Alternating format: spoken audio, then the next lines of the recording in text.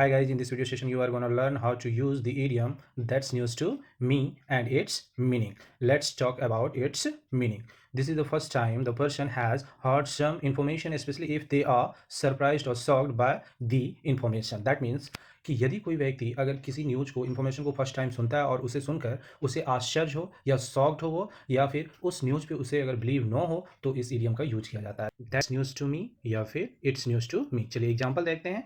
Alia, did you know she use to smoke? क्या तुम्हें पता था वो धूम्रपान किया करती थी? Anya, no that's news to me. That means Anya यहाँ सरप्राइज के साथ बोल रही नहीं, मुझे नहीं पता, अभी अभी मुझे ये तुमसे पता चला, पहले मुझे ये नहीं पता था वो धूम्रपान क्या करती थी। Next example, it was news to me when the principal told me my son had dropped out of school.